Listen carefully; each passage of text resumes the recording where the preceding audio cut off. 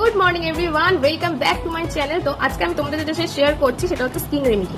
একটা যেই স্কিন রেমেডিটা আমি আজকে শেয়ার করব সেটা আমাদের প্রত্যেক জনের সমস্যা। আমরা সানস্ক্রিন মাখলেও আমাদের মুখে কিন্তু ট্যান পড়ে যাচ্ছে, আর এর জন্য কিন্তু পার্লারে হাজার হাজার টাকা আমরা খরচা করছি প্রত্যেক মান্থে। কিন্তু আমি হোমমেড উপায়ে একটা সলিউশন পেয়েছি, আর আমি যেই সলিউশনটা পেয়েছি সেটা আমি তোমাদেরও আজকে শেয়ার করব।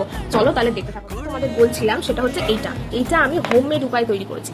কমলা লেবুর খোসা আমরা প্রায় সবাই চিনি, আর কমলা লেবু আমরা সবাই খাই। কমলা লেবুর খোসাটাকে আমি রোদে 1 সপ্তাহ শুকিয়েছি, আর ঘরে আমাদের মুসুরির ডাল সবার আছে।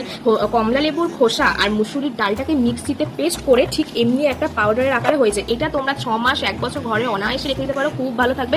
আর এইটা ভীষণ এফেক্টিভ, তোমরা প্লিজ করে দেখো। আমি তোমাদের দেখিয়ে দিচ্ছি এটা কিভাবে করতে হয় না হয়। সবাইকে বলবো এটা না এরকম একটা কন্টেনারে তোমরা রাখবে, তাহলে কি বলো তো, যে জিনিসটা অনেকটা ভালো থাকবে। এটা আমি এমনি কেন করলাম, কারণ এটা আসলে কমলা লেবুর খোসা দেওয়া আছে, তো যখন খুলি না মানে একটা সেন্ট আসে, তো খুব সুন্দর লাগে সেন্টটা। তোমরা যখন করবে তখন দেখো তোমাদেরও ভালো লাগবে। এটা বেশি না, জাস্ট আমাদের মুখের মতো, মানে যতটা লাগাবো আমি অল্পই এখন লাগাই।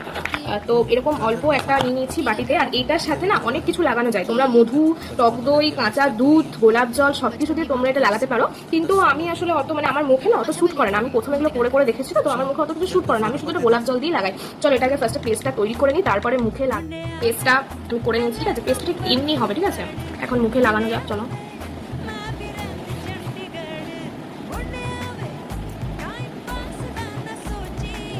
পুরোটা আমি লাগাই ততক্ষণ। তারপরে তোমাদের সাথে লাগিয়ে নিয়েছি, তোমরা দেখতেই পাচ্ছ।